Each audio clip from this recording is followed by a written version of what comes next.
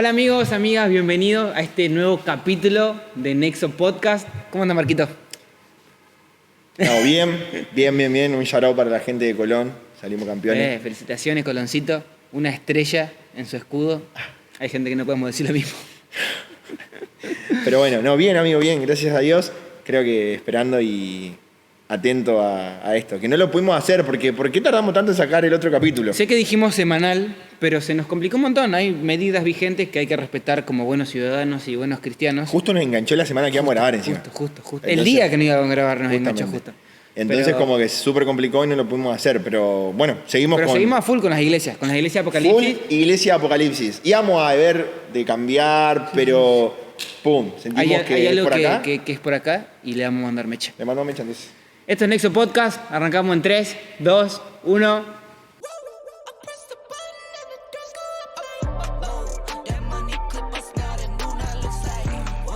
Bueno amigos, como veníamos hablando, estamos viendo lo que son las iglesias de Apocalipsis. Hoy nos toca Esmirna. Esmirna es una iglesia bastante compleja. Antes de arrancar con Esmirna, hay un par de cuestiones que me preguntaron con respecto a la semana pasada, a este primer capítulo acerca de hablar sobre Éfeso, y es de, ¿por qué entre todas las cosas que dijo Jesús, por qué hablar de esto? ¿Por qué es importante hablar? Pregunta. ¿Qué pregunta? ¿Por qué ahora hablar de esto? Si Jesús dijo un montón de cosas, y real dijo, hay 4 evangelios escritos sobre lo que dijo Jesús, ¿por qué hablar sobre esto que dijo Jesús en particular? Y aparte el entender de que a mí me llama la atención cuando termina Juan, que dice, y Jesús hizo muchas más cosas que no entrarían en este libro. O sea, fíjate cuán importantes son los evangelios, que todo lo que está escrito ahí es lo que el Señor quería que nosotros escuchemos. Claro. Y no todas las demás cosas que habrá hecho Jesús. Claro. E incluso a mí me da la sensación de que cuando hablamos de los evangelios es como un mensaje para hoy, ¿entendés? El sermón del monte como cúspide del evangelio de Jesús, que es esto de cómo vivir la fe, cómo ser consciente y coherente con lo que decís y lo que pensás, etcétera. Pero ¿por qué hablar de la iglesia de Apocalipsis? ¿Por qué hablar de Apocalipsis en sí? Y es porque Jesús, la intención de Apocalipsis es prepararnos para su regreso. Simple. Si podemos resumir en por qué Jesús le habla a la iglesia de Éfeso, de Esmirna, de la Odisea, etcétera. ¿Por qué Jesús le habla a estas iglesias? Es porque las quiere preparar para lo que va a desarrollarse después. Si alguien leyó Apocalipsis o si lo leen, los invitamos a que lo lean porque hay un énfasis especial en leerlo y en la romper mito de que es difícil, de que es para eruditos, que es para gente teóloga. Nosotros tenemos un mando bárbaro y cuando descubrimos el tesoro que hay en Apocalipsis, creo que te cambia la visión de todo. O sea, te cambia. No, es como que es otra visión personalmente a mí. Sí. Soy una persona full traumada por Apocalipsis, como el parte del rapto y todas esas cosas, que iba así todo con miedo, el Señor va a venir, me quedaré, y todas esas cosas. Y andaba full traumado hasta que el Espíritu Santo trajo este entendimiento de decir, Apocalipsis es ATP. Exactamente, y te hace amar la venida de Jesús. O sea, Jesús vuelve. ¿Qué más lindo que eso? ¿Qué mensaje más completo que ese? Jesús vuelve. Es como que nos hemos vuelto una iglesia que ama a Jesús, pero tiene miedo que vuelva. Es como que está todo bien con el evangelio, pero Apocalipsis ya me imagino caminando, ¿viste? Mateo, Marcos, Lucas, Apocalipsis, todo tenebroso. Está ¿viste? En el fondo caminando atrás. Sí, como que nadie lo quiere leer. Cuando en realidad es un mensaje que aplica hoy, o sea, que nos enseña a caminar hacia la venida de Jesús, que de alguna forma es hacia donde vamos, es cuando vamos a ser redimidos, cuando vamos a ver su rostro, o sea, como un mensaje tan importante que, aparte la Biblia en Apocalipsis dice, el que lee este mensaje, el que lo toma, el que lo estudia, el que lo tiene, el que lo enseña, el que es bendecido. Claro. O sea, te da una bendición y eso a mí me enloquece. Y yo digo, ¿cómo nunca lo leí? Sí. ¿Cómo el velo que has puesto el enemigo en la iglesia? Si no, Apocalipsis no, ¿viste? Pero mal. Esto no es algo que inventamos nosotros. Apocalipsis 1:1 dice, esta revelación Dios se la dio a Jesucristo. Y Jesucristo a Juan, ¿para que se la dé a quién? A los siervos. Y nada más, o sea, es la revelación para la iglesia. Entonces, antes de que Jesús desarrolle en Apocalipsis todo lo que va a pasar a partir de Apocalipsis 4, Apocalipsis 5, los planes, los sellos, las copas, la revelación del cielo, todo el plan estratégico del anticristo, la ves todo. Antes de que Jesús desarrolle todo, tiene que preparar a la iglesia para esto. Entonces, Jesús llama a las generaciones a través de todos los tiempos para ser preparadas y siento realmente en mi corazón que este es el tiempo nuestro para ser preparados. Que Jesús no nos va a mostrar algo que no estemos preparados para escuchar o preparados para, no digo entender, porque no vamos a entender todo, sino preparados para aceptar y obedecer. Creo que ese es el llamado del Evangelio en general. Y creo que cuando vos vas a rendir un examen, el examen no se te toma si no hubo una enseñanza antes. Sí, o sea, vos al examen vas cuando ya tuviste una lección antes, cuando ya tuviste una clase antes, por así decirlo. Entonces, de alguna forma el Señor nos viene mostrando, nos viene enseñando para cuando llegue el tiempo estemos preparados. Y creo que la iglesia de Esmirna es de alguna forma lo que va a caracterizar la iglesia de los últimos tiempos. Que decimos últimos tiempos, pero estamos tan cerca de eso porque hoy vemos iglesias en el Medio Oriente. Empecé a seguir hace muy poco y no sé por qué hace tan poco a Samuel Nielsen, al chileno Vergara, que son personas que publican y están viviendo en carne propia en Oriente Medio cómo asesinan y matan a los cristianos, hermanos tuyos, hermanos míos, que están predicando el Evangelio, que están llevando la salvación a musulmanes, que de alguna forma también están cumpliendo la gran comisión, pero también eso cumple muchas de las profecías bíblicas que están en Apocalipsis para que realmente el Señor pueda venir y pueda redimirlo. Entonces, ver eso de primera plana y vos decís, bueno, veo imágenes y si no tenés compasión y vos decís, bueno, en los últimos tiempos van a ser perseguidos y ya la iglesia en Medio Oriente ya está siendo perseguida. Entonces, como que te cae la ficha. Te cae la ficha de decir, lo estamos viendo. O sea, no es algo nuevo, no es algo que decía, bueno, ya va a venir. No inventamos la pólvora. Exactamente. Esmirna, Apocalipsis número 3, versículo 8. 4 versículos, la iglesia de Esmirna. Lo voy a leer. Escribe esta carta al ángel de la iglesia de Esmirna. Este es el mensaje de aquel que es el primero y el último, que estuvo muerto, pero ahora vive. Yo sé de tu sufrimiento y tu pobreza, pero he aquí tú eres rico. Conozco la blasfemia de los que se te oponen. Dicen ser judíos, pero no lo son, porque son sinagoga de Satanás. Lindo. No tengas miedo de lo que estás a punto de sufrir. El diablo meterá a algunos de ustedes a la cárcel para ponerlos a prueba y sufrirán por 10 días. Pero si permaneces fiel, incluso cuando te enfrentes a la muerte, te daré la corona de la vida. Todo el que tenga oídos para oír debe escuchar al Espíritu y entender lo que Él dice a las iglesias. Los que salgan vencedores no sufrirán daño de la segunda muerte. Tremendo. Creo que todo lo que está escrito ahí es clave. Cada parte. Quiero que me leas de nuevo cómo arrancó el mensaje. ¿Cómo se presenta Jesús? Jesús se presenta como el primero y el último, el que estuvo muerto y ha vuelto a vivir. Hermoso. Creo que para poner un poco en contexto lo que es la ciudad de Esmirna, fue una ciudad que se fundó 3000 años antes de Cristo, una ciudad súper antigua que está en Turquía.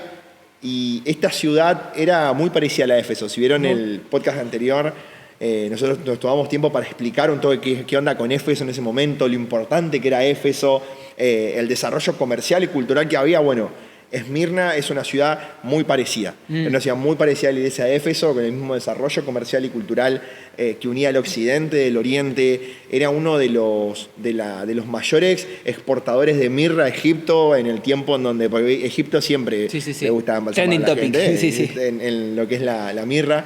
¿Y qué significa Esmirna? Justamente, mirra, viene de esa palabra. Que siempre que uno llamaba y pedía, che, necesito mirra, es porque sabías que ya había llegado lo último. ¿Alguien ya? Ya palmó, que era el final. Entonces, era uno de los mayores exportadores de mirra y de alguna forma su nombre significaba final, ¿no? Claro. Y cuando se presenta Jesús a esta iglesia, dice, yo soy el primero y el último, yo soy el principio y el fin, ¿no? Entonces es impresionante cómo va enganchando Jesús de a poco cosas que identificaban a la iglesia de Esmirna. También a lo largo de los años Esmirna pasó por muchos procesos. Fue una iglesia que fue muy atacada, fue una iglesia destruida, que se reconstruyó muchas veces. Su última reconstrucción fue por Alejandro el Magno, que reconstruyó la ciudad una vez por todas porque era una ciudad muerta. Una ciudad totalmente, no había nada. Y entonces esa ciudad en ese tiempo se hacía llamar como la ciudad que estuvo muerta, pero revivió. Entonces ahí vemos Jesús de nuevo metiendo siempre algo que identificaba a las personas que vivían en esa ciudad. Y eso es tremendo porque siempre el mensaje de Jesús es muy personal. No sé qué pensás, amigo, pero es como siempre muy ahí. Algo que esta semana reflexionaba y era esto de la grandeza de Dios. Jesús, yo me lo imagino, y me gusta esta imagen de Jesús como microscopio. Es como, a través de él podemos ver la grandeza de Dios. O un telescopio, ¿entendés? Hay cosas que no las podemos ver a simple vista y necesitamos un instrumento que nos permita ver. Y esa ternura de Jesús para traer en nuestras palabras y en nuestras historias lo que Él quiere decir. Cada uno de yo escuché esta frase esta semana que me llamó mucho la atención y que yo decía, es ahí. En los nombres de Jesús, a lo largo de la Biblia, está la esperanza del creyente. En la forma en que Jesús elige mostrarse a su iglesia, está la esperanza del creyente. Y no son solo nombres buenos, no solo es el amado, no solo es el preferido, no solo son lo bueno, nuestro hermano mayor, el que nos da, el que nos ha salvado, sino hay nombres que son fuertes, hay nombres que tendemos a decir, este no, este mejor no. Y en los nombres de Jesús está guardada la esperanza del creyente, y Él elegía, en la iglesia de Apocalipsis lo vemos, mostrarse como alguien que ellos reconozcan. Es como una persona, ponle que yo me hago súper famoso, ¿entendés? O vos te haces súper famoso y qué sé yo, y te volvés cantante y sos... te cambiás de nombre, ¿viste? Como los cantantes de antes que se cambiaban el nombre. Me pongo un nombre artístico. Aurora de la mañana, te pones, chao. Entonces la gente te grita, vos a un aeropuerto y la gente, Aurora, qué sé yo, pum, pum. Pues yo te grito Marquinal de allá atrás y vos vas a saber que nadie te va a decir Marquinal. Y enseguida te vas a acordar de decir, de una. Ese me conoce, amigo. Y es como, eso hacía Jesús. La gracia de estas cartas del libro Apocalipsis, que es una epístola, es una carta enviada, cada una de las iglesias, en el orden que está, Efeso, Esmirna, Pérgamo, Tiatira, si pudiéramos tener un mapa para verlo, es circular. De una. Entonces es como una carta, todo el libro Apocalipsis se leía en todas las iglesias, entonces como que llegaba a los Esmirno, y que se dice así Esmirno, como el Esmirno. Quiero un Esmirlo. Llegaba, entonces era como, acá ahora nos habla a nosotros, ¿entendés? Vale. Como hablamos de Éfeso nos toca antes. A nosotros. Claro, es como... Sí, bueno, está hablando, sí. Nos toca a nosotros, porque era el nombre que... Como que estabas así, estabas escuchando el otro mensaje. Sí. Y como que te despertabas diciendo, me toca a mí. Como cuando el pastor dice la carta de Marcos. Sí. Me pasa siempre. Lucas, entonces vos decís, Entonces los esmirnos conectaban con ellos porque ellos conocían a Jesús como el que había muerto y ahora vivía. Entonces, y además por esta realidad de que eran... No solo 3000 a.C., aún el día de hoy Esmirna sigue vivo, es una ciudad que podés ir a visitar. Y es la tercera ciudad más grande de toda Turquía. A nivel Turquía, a nivel Medio Oriente. Y antes de entrar a lo que son más datos, en ese momento Esmirna se asentó de alguna forma una población judía, ¿no? Se asentó un remanente judío que estaba liderado por Policarpo. ¿Quién era este verdadero hombre? Policarpo. El verdadero. Que yo no sé si es Policarpo o Policarpio. Debe ser pariente de Carpinetti. Sí, muy charado para el pastor Gustavo.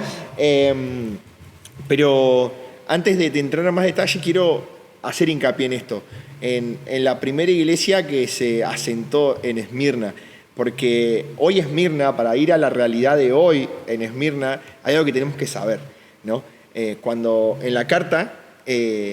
Jesús habla de que van a ser probados, no tengan miedo de lo que vaya a pasar, pero va a haber muchos de ustedes y empieza a tirar data y como decir, no, la van a pasar mal. Va a haber 10 días que van a ser muy perseguidos y ya se venían siendo perseguidos en ese momento.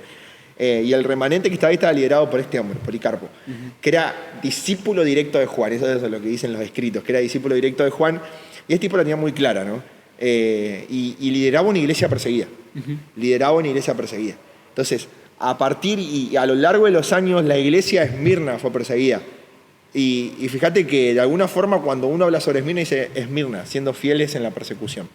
Estos tipos eran fieles al Señor, eran fieles en su iglesia a pesar de que eran perseguidos. A pesar de que estaban siendo perseguidos y viene Jesús y le dice, están siendo perseguidos, pero no tengan miedo. Y le dice, van a seguir siendo y aún más, o sea, y aún más, ¿entendés? Y es como que vos estás así, sí, pero no puedo estar peor, sí, se puede. Es como que de alguna forma fueron tan probados y seguían siendo fieles. Y Policarpio, cuando fue mucho más grande, a los 86 años, ya de alguna forma su ministerio estaba terminándose, ya había gente, ya estaban, la iglesia estaba conformada, siendo perseguidos igual. A los cristianos en ese momento los quemaban en la hoguera, hacían de todo. O sea, era todo lo que vos te puedas imaginar. Cuando enganchaban a uno, lo enganchaban y nos vemos.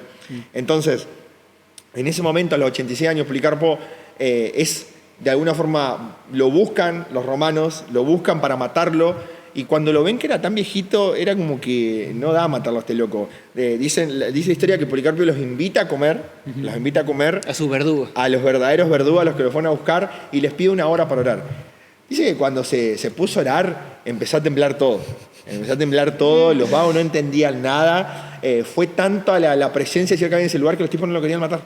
No los querían matar porque era tanto lo que sentían, tanta presencia del Señor que no. Entonces los llevan hacia el verdadero, hacia el centurión, al que va a decir si los matan o no. Y dice, no te queremos matar. No te queremos matar porque estás viejo, ¿no? Negá a Jesús y bueno, nos hacemos como que no pasó nada. O sea, se lo dijo como... te da un favor, Jesús. Digamos. Claro. Y las palabras textuales de Policarpo fueron, 86 años he servido a mi Señor y Él nunca me hizo daño. ¿Cómo le voy a poder negar ahora? Entonces era como que Policarpio, lo pongo en contexto como le decía hoy, lideró una iglesia perseguida. Desde que arrancó fue perseguido. Y cuando lo van a matar, le están diciendo, negá a Jesús y no te matamos, el tipo dijo, Señor nunca me hizo daño a mí. Y vos te pones a pensar y para nuestro evangelio hoy, que el Señor no nos haga daño sería como vivir entre rosas y claveles, y ir por la vida así, me imagino, ¿viste? Como, ay, el Señor es bueno, y prosperidad, y pum, pum. Y que nos haga daño ya es una prueba, ¿viste? Hay una prueba, no sé, me lastimé, me hice mal, estoy pasando por este momento, esta situación, que no hay que minimizar la situación de nadie. Pero este tipo fue perseguido, habrá visto a sus discípulos, a gente tan cercana morir quemados en la hoguera. Él, ¿cuántas veces ha sido perseguido? Y el tipo dijo, el Señor nunca me hizo daño. Entonces, esto me lleva a pensar cuál era el evangelio que vivía Policarpo, cuál era el evangelio que vivía la iglesia de Esmirna. Para ser perseguidos por realmente toda su vida, básicamente, y decir, el Señor no me hizo daño nunca. ¿Con qué fe vivían? Y hoy, Esmirna, actualmente, en Turquía es conocida como la ciudad infiel, porque es la ciudad que no decidió abrazarse al Islam. Es una de las pocas ciudades en el Medio Oriente que no decidió abrazarse al Islam, que optaron de alguna forma por una visión más humanista y más occidental. A ver, no son cristianos, pero tampoco abrazaron el Islam, como casi todo Medio Oriente lo hace, sino que de alguna forma son los más sensibles a, de alguna forma, baila, habla y te van a decir de una.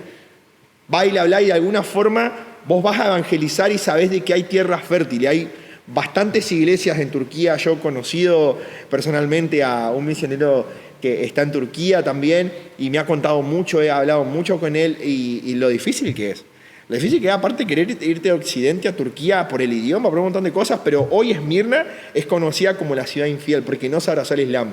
Y puedo ver cómo de alguna forma lo que sembró Policarpo y sus discípulos de la iglesia, de alguna forma siguió hasta ahora. O sea, porque no es coincidencia que hoy para el Islam Esmirna sea conocida como la ciudad infiel, cuando ellos eran conocidos como los que eran fieles en la persecución. Eso para mí es tremendo. Lo que me quedo con esto que decías de por ahí la forma que tenemos de ver las cosas. He tenido estos pensamientos este día de ¿cuál es la forma? ¿Cuál es la verdadera forma? Como que yo no soy mucho de separar esto. No, yo hago esto y yo sirvo al Señor de todo corazón. Y como que separamos el corazón y la pasión con lo que hacemos las cosas de la verdadera forma. Y David, por ejemplo, por un ejemplo bíblico, cuando David va a buscar el arca del pacto a la tierra de los filisteos, lo hacía de todo corazón, pero lo hizo de la forma incorrecta y así pagó. Gente murió por su irreverencia a la hora de hacer las cosas, ¿entendés? Entonces, y que muchas veces vemos como en una esquina del ring está los que hacen las cosas como Dios quiere, de la forma que sea, y en la otra esquina están los que hacen las cosas de todo corazón. Y no es así, es como la pasta. ¿Cómo se come la pasta? ¿Hervida o con salsa? Hervida y con salsa, ¿entendés? Como claro. Hay que hacer las cosas de todo corazón y a la forma de Dios. Hemos separado esa cuestión y en el punto en que empezamos a separar las cosas como se hacen del amor con el que lo hacemos, es el punto en que empezamos a formar a Dios a nuestra imagen y a hacerlo ideal, que en perfectas condiciones, rubio de ojos claros y que me entre en el bolsillo. Entonces empezamos a perder el respeto y empezamos a alejarnos de la iglesia de Esmirna. Esmirna era la iglesia de los pobres y de los menospreciados. Era la iglesia que nadie iba, ¿entendés? Nadie iba, bueno, ¿qué hago? Tengo sábado libre a la noche, voy a la iglesia de Esmirna. No, nadie iba. Porque era la iglesia era pobre. Era un precio alto para ir, ¿entendés? Entonces, y aparte era una iglesia, ahí me encanta cuando el Señor le dice, sos una iglesia pobre pero rica. Sí. O sea, los tipos eligieron la mejor parte. Es como que, vamos a Esmirna. Y yo no me imagino la iglesia de Esmirna con full cosas, ¿viste? Sí. Super silla, super pantalla, luces, alta alabanza. Me imagino la iglesia más sencilla del mundo, pero eran ricas. O sea, ¿cómo se habrá sentido la presencia del Señor en esa iglesia, en esas reuniones, de alguna forma, reuniones en silencio que tenían para que nadie los escuche? Lo que habrán sido, amigo. Era una iglesia que, al haber abrazado lo importante, tenía poder. Porque, ¿cómo crece una iglesia que no tiene nada de entretenimiento? ¿Cómo crece una iglesia que no tiene un lugar agradable? ¿Cómo crece una iglesia? Yo me ponía a pensar, ¿cómo iría yo cuando el Señor acepta todo? Pero, ¿cuántos de nosotros hemos corrido al Señor? Y yo soy fe de eso, de que hemos corrido al Señor por necesidad. ¿Y cómo ir a una iglesia donde tu necesidad es la misma que la de todos? Todos están necesitados, ¿entendés? Evidentemente, el ser una iglesia que iba camino a la muerte los llevaba a la profundidad y lo poderoso del Señor. Atraían a la gente porque el Señor estaba ahí. No había ningún otro... Eran tan pobres, no solo en el sentido material, eran tan pobres ellos, pobres en capacidad, eran tan miserables que era tan evidente Dios. No sé si me explico la referencia. Sí, totalmente. Era tan evidente que ellos no podían hacer nada, que Dios era evidente. Entonces habían aprendido eso, por eso eran ricos. Y la iglesia crecía de la forma humanamente imposible. ¿Cómo puede crecer algo? Vos estabas ahí, entrabas y morías. Entrabas y sufrías, entrabas a perder, a dar todo lo que tenías, a morir por los demás. Entrabas a ver cómo te hacía 2 o 3 amigos y esos 2 o 3 amigos la semana que viene no estaban. Claro, no había forma. Además, era una iglesia que se perdía todo lo que vos tenías lo perdías, porque ya no podías comerciar más. Y me cae la ficha de decir, ¿cuántas veces entramos y venimos a la iglesia porque queremos tener un lindo grupo de amigos? Oh, mi grupo de amigos. O el ambiente sano. Sí, oh, qué bueno tener un grupo de amigos que va a la iglesia. Y yo digo, esa iglesia iba directamente a morir. Y aún era mejor si no te hacía un grupo de amigos porque te encariñaba y sabía que la otra semana capaz que ese amigo no estaba más porque murió por Jesús. ¿Entendés? Entonces es tremendo cómo cambia. O sea, es tremendo. Es como cuando tu visión es morir por Jesús, todo cambia. Ya nuestro concepto de iglesia, nuestro concepto de amistad, nuestra visión cambia. O sea, no lo concebimos porque estamos acostumbrados a que no está mal, a ver, que es algo lindo, lo disfruto tener mis amigos en la iglesia, lo disfruto un montón, pero me llama la atención de alguna forma el contraste que hay entre una iglesia que va a morir por Jesús, una iglesia que está decidida a morir por Jesús y una iglesia que dale. Que es la iglesia occidental, básicamente. Es lo que estamos acostumbrados a la iglesia del occidente. Yo me acuerdo del video que subió Maki Seravica hablando de esta mujer que vino de la iglesia secreta de China, creo que era, y que dijo, me quiero ir. Y él le decían, pero no estás siendo perseguida, estás cómoda, estás bien. Hay una canción de cuna diabólica en esta parte del continente que me duerme. No, me quiero ir. Y siento que es tan real. Porque cuando vemos de alguna forma el contraste que hay entre entender de que una iglesia que está dispuesta a morir, vos entrás y sabés que morís. Ya está. Estás regalado. ¿Entendés? Y que realmente no importa todo lo que tengas, vas a morir.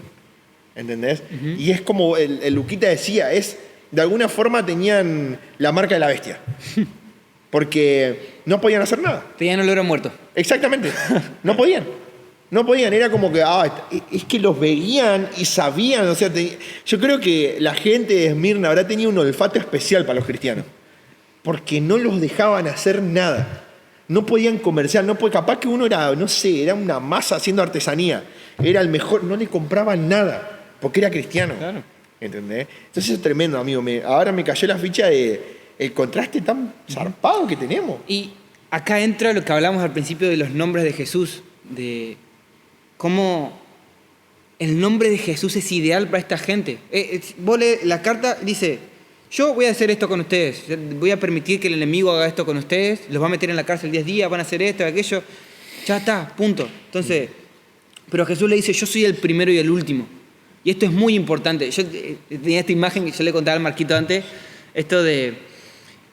Todos tenemos, yo tenía un grupo de amigos cuando era guachín en el barrio y había uno que era súper como re temerario, ¿viste? Y como que decía, vamos a hacer esto, sí, vamos a hacer aquello, sí, de una. Y pero nadie lo hacía, hasta que venía este y decía, no, vamos, pum, y lo hacía. Y como que decía, está todo bien. Bueno, una vez que nos fuimos corriendo y nos tiramos un tarro de arena.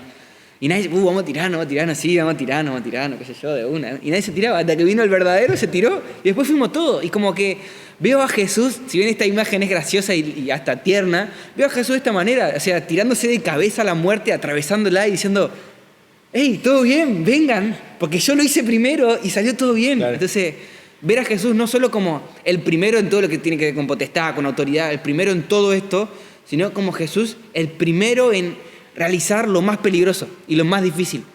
Y eso abría un abanico de posibilidades para los Esmirnos porque sabían que eran los primeros y que ya lo había hecho. Esto no es un ejemplo, pero el mal de mucho consuelo de tontos. Es así, es como... Es verdadero. Jesús le decía, yo ya pasé esto y pueden vivir. Y Jesús se les muestra a ellos como el que había muerto pero hoy vive. Esto de, yo ya pasé la muerte, la atravesé, yo lo hice mía las llaves de la muerte. Entonces ya las vencí. Y la corona, y esto es paradójico, porque aquel que es fiel hasta la muerte recibe la corona de la vida. Entonces, este llamado de Jesús a esta iglesia, que es la iglesia que va a morir. La iglesia que está preparada para hacerlo. Y me llama la atención la recompensa. Y no sufrirán daño de la segunda muerte. La segunda muerte es la más fea de todas. Es la que nadie desea vivir. Es la muerte... La muerte real, creo yo. La muerte eterna. La verdadera muerte eterna. El lago de fuego y azufre donde se hizo para Satanás. Esa segunda muerte y ese lago de fuego y azufre se hizo para Satanás. Y que Satanás no va a reinar. Que eso es una mentira evangélica. Esa es otra mentira. No se hizo para él. No se hizo para nosotros, se hizo para él. Y siento que hay tanta gente, y he hablado con mucha gente que no cree, que está en una y me dice, bueno, pero yo no tengo drama en quemarme. O sea, lo dicen alivianadamente, pero no es nuestro lugar ese. Ese no es tu lugar, ese no es mi lugar. No se hizo para nosotros, ¿entendés? Se hizo para Satanás y ese lugar es para él, pero si no reconocemos a Jesús como nuestro Salvador, no estamos convencidos de eso, ahí vamos nosotros también. Entonces, el verdadero entender, no sufrir daño en la segunda muerte, también de alguna forma le llevaba a este consuelo de decir, esta muerte... No vale nada. No pasa nada a ti. Era como... Tampoco tan así, porque nunca estuvo bueno morir, no estaba de moda, en ningún momento en la vida estuvo de moda, no era algo lindo, voy a morir por Jesús, qué bueno, sí. Quiero morir, no.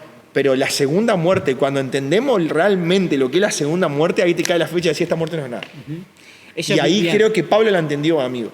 Pablo vivía así. Yo siempre digo lo mismo y para mí es la posta. Aquellos que aprenden a morir tienen la noción de la eternidad más clara que todos, porque aprenden a ver que hay un sacrificio que trasciende a la vida. Cuando uno empieza a ver, cuando uno vive muriendo, no en el sentido depresivo, sino en el sentido evangélico, cuando uno entiende que nuestro propósito es morir, sí, una muerte de un momento irreal donde, como los Esmirnos, o sea, la carta de los Esmirnos, la palabra que más sale es morir o muerte. Y es la carta de la muerte, ¿entendés? Es como Jesús diciéndole, el que aprende a morir ya no lucha con el pecado. Claro. Eso es algo muy, muy fuerte y muy zarpado, porque una persona que entiende que su propósito trasciende el umbral de la muerte, las golosinas del mundo ya no le importan, ya no tienen valor. Entonces empieza a cultivar lo eterno y empieza a ser rico aunque sea pobre. Entonces, este es el sentido de la carta de Esmirna, es decir, me imagino a Jesús hasta diciendo, no tengo nada para decirle. O sea, incluso le tira... Es la les única, avisó. Sí, la única iglesia que les avisa exactamente lo que va a pasar. Dice, le avisa 10 días, o sea, como específicamente, van a estar 10 días en la cárcel y muchos de ustedes van a morir. El que sean fiel. O sea, y hasta les avisa que hay un par de judíos ahí que son sinagoga de Satanás. Sí. ¿Entendés? Como que les dice, tengan cuidado. Que hay un par que están ahí que son sinagoga, que dicen que son judíos, pero son sinagoga de Satanás. ¿Y cuántas veces somos nosotros? No, olvídate. Yo leyendo esto, el Señor me hablaba, mi corazón me pone piel de gallina. Porque esta cuestión de cuántas veces intentando ser capitalista y buenito he sido sinagoga de Satanás. Fuerte. Sé que va a sonar muy fuerte y es fuerte, pero cuántas veces hemos ido en contra del Evangelio en este sentido de decir, no, ¿cómo Jesús te va a pedir? No, de una. ¿Cómo? No, esto sí era para este tiempo, porque los judíos, pero ¿cómo Jesús te va a pedir que vendas todas tus cosas, que dejes tu trabajo? Es que yo creo, y acá vamos a la Biblia en Lucas 9, creo que es la clara visión de Jesús, decir, si vos no estás dispuesto a dejar todo, no sos mi discípulo. Corta. Como a cada uno va y los que querían ir a Jesús. Viene, Señor, quiero seguirte, pero bancá que tengo que ir a salvar a mis viejos. No, seguime. Me tenés que seguir. El que pone la mano en el arado no mira atrás. Señor, bancame que tengo que enterrar. No, dejá que los que entierran lo entierren. Vos vení conmigo, seguime. No, Señor, pero... Y es el verdadero... Creo que toda persona que hemos pasado por algún velorio de algún familiar, yo me pasó con mi viejo, yo digo, si el Señor me decía en ese momento, no vayas al velorio de tu viejo, vení, seguime. Ponételo a pensar así. Señor, pero... Este no es... Pero me pregunto, Señor, pero es mi papá. Vos sabés lo importante que es para mí. ¿Cómo no voy a ir a acompañar a mi familia? ¿Cómo no voy a ir a...? No. Seguime. O sea, ¿nos ponemos en contexto de lo que es seguir a Jesús? O sea, esto no lo dice Marco Freire y Lucas Lore, lo dice la Biblia. Sí. Y que evidentemente el precio de seguir a Jesús es mucho más alto de lo que entendemos. Hay muchas cuestiones, yo le he hablado con muchos amigos, de esto de, ¿vos estás seguro de tu fe en el sentido profundo de tu... No si estás seguro que Jesús te salvó, estoy seguro que Jesús te salvó, pero ¿estás seguro de aceptar todos los términos de lo que implica seguir a Jesús? Leíste la letra chica, que no es chica encima, que es letra grande, y están capítulos enteros de Jesús diciendo, esto es, ¿entendés? Al punto de decir, yo hace un tiempo estuve pensando en esto y lo notaba de todo lo que aparte todo lo que aparte tu visión de morir por Jesús es satánico. Es antibíblico. Es satánico, antibíblico y encima te lleva a vivir un cristianismo súper diluido. Porque si tu vida no es darla por Jesús, todo lo demás no tiene sentido. Y que creo que se forma algo totalmente... o sea, y yo lo digo porque yo lo pensaba así. O sea, a ver, no es que le digo a la gente que no. Marco Freire hace un año y medio, y pensamos en el Evangelio así. Es como que... el Señor me salvó. Y yo banco. Y a ver, el Señor me salvó. Yo creía en Jesús como mi Salvador y fui salvo. Y el Señor vino a mi vida, me cambió, fui cambiado totalmente por su amor, por su gracia me transformó.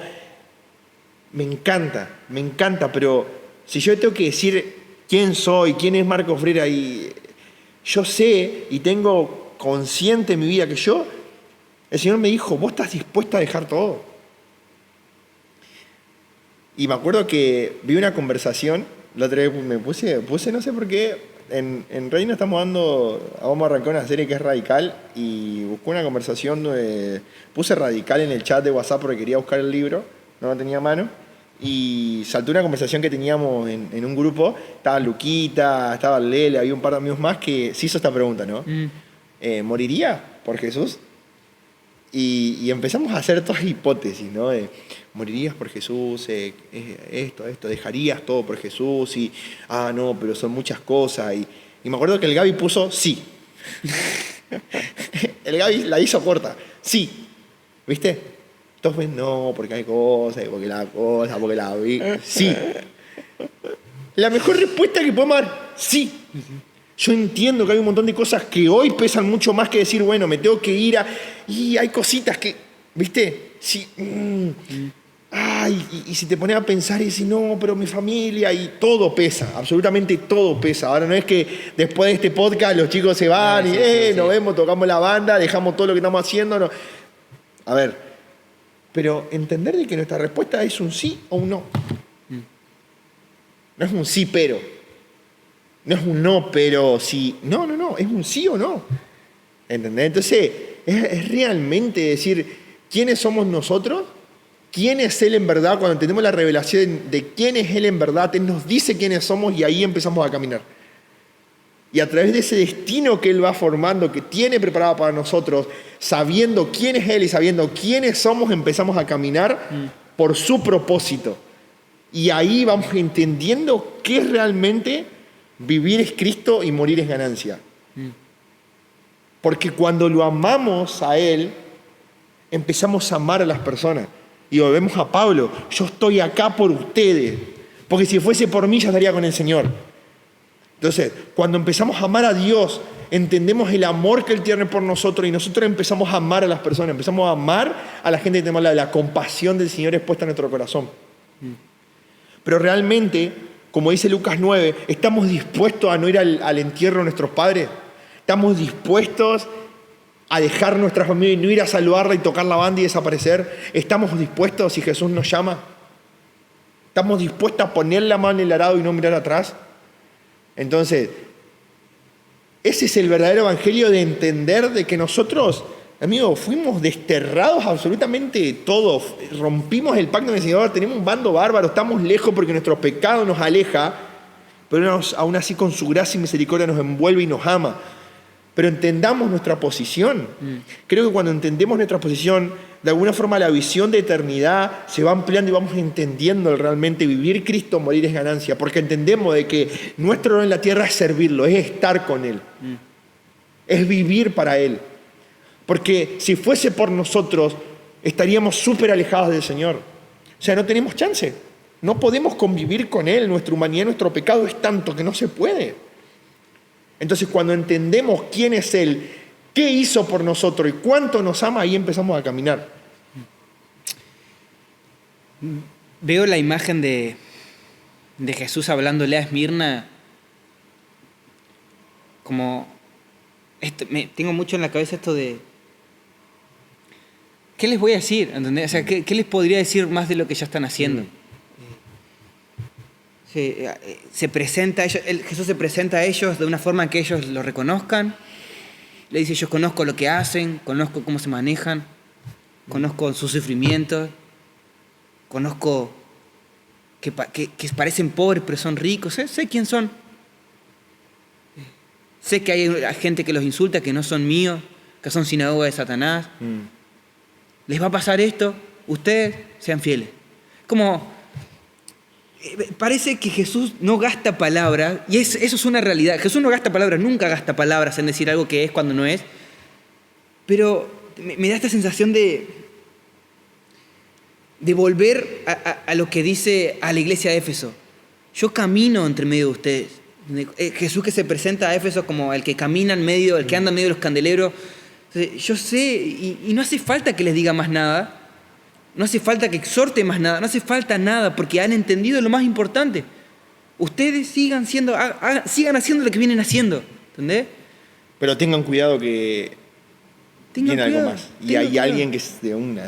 Y lejos de ser como las otras cartas, de decir, esto viene ustedes, viene acá, pero esto contra ustedes. No, es... el pero de Jesús es como... Generalmente el pero es para algo malo, acá es para algo bueno, es decir, sigan siendo fieles, pero acuérdense que tienen una corona que les corresponde, aprendieron a morir. Y esto de... Yo me hacía esta pregunta de, claro, nuestra forma, esto que hablaba hoy de la forma de Dios y lo que hago de todo corazón, y que evidentemente yo puedo hacer algo de todo corazón, pero no es lo que Dios quiere que yo haga, y nuestro evangelio occidental, de rosas, de todos los colores, de música fuerte, de todo esto que me encanta, pero sé que no es lo que dice la Biblia. No por eso está mal, pero no es lo que ellos vivían. me llevaba a preguntarme esto: ¿por qué disfrutaría la vida eterna alguien que no tiene todo el tiempo eso en la mente? Y yo no tengo una respuesta, realmente no tengo una respuesta, pero la tiro ahí. ¿Por qué sería justo que yo disfrute la vida eterna si no la persigo? La única forma de perseguir la vida eterna es yendo a morir. Y suena súper fatalista esto, pero no tiene que ver solamente con tu muerte física, porque si no morís a una respuesta grosera, no vas a morir por Jesús. No. Si no morís a ceder tu ofensa, a ceder tu dolor, a ceder tu asiento en el colectivo, qué estupidez lo que estoy diciendo. Si no morís a eso, si no podés hacerte el hábito de hacer bien las pequeñas cosas todo el tiempo, nunca vas a ir por lo grande. Entonces no nos engañemos más. O sea, si yo no voy a morir por Jesús y yo no puedo morir a responderle a mi vieja cuando está molesta, o a ceder mi voluntad, o a ceder mi razón, o a ceder por ganar una pelea. Entonces no nos mintamos más y tengamos esta pregunta en la mente todo el tiempo. ¿Por qué debería heredar la vida eterna si yo no vivo para eso? No tengo la respuesta. ¿Por qué me creo merecedor de una vida eterna si no estoy caminando y si no estoy pagando el precio? La salvación es por gracia y es un regalo. Y gracias a Dios por ese regalo, pero alguien lo pagó. Siempre a lo largo de la Biblia hay alguien que pagó el precio. Adán y Eva, hubo un animal que fue muerto para cubrir su vergüenza. Literalmente cubrir su vergüenza. Literal. Cuando llega el hijo pródigo, hay un animal que muere para que sea un festejo. Hay un carnero engordado que muere. Siempre hay alguien que paga el precio. Cuando Isaac no es sacrificado por Abraham, hay un carnero que es sacrificado. Siempre hay alguien que paga el precio. Para nosotros es gratis, pero no quiere decir que no tuvo precio. Entonces, hoy nosotros, habiendo recibido la gracia del Señor, habiendo aceptado ese regalo que es inmerecido, entendiendo esto que vos decís, qué fácil es despreciar un regalo cuando no sabes cuánto valió. Y eso es muy importante. ¿Sos consciente de cuánto valió la sangre de Jesús? ¿Cuánto implicó que Él descienda una vez más como el Cordero definitivo? Cuando vos entendés lo que valió el regalo, aprendés a valorarlo y ahora decís, ¿qué me toca hacer a mí? Y los de Esmirna no entendieron eso. Y me gustaría cerrar con cómo cierra la carta de Esmirna. O sea, el que tenga oídos para oír, que oiga lo que el Espíritu le dice a la iglesia. El que salga vencedor no sufrirá daño en la segunda muerte. No dice nada nuevo. No dice nada que no haya dicho antes. Y es este Jesús diciendo, sigan haciendo lo que tienen que hacer.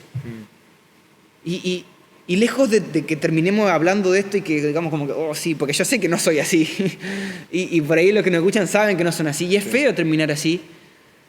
Quiero dejarlos con esta otra visión de Marcos. En Marcos capítulo 2 habla de esta escena donde creo que son, ahí te digo bien, Juan, los hijos del trueno, estos que eran terremotos, rebotaban para todas las paredes.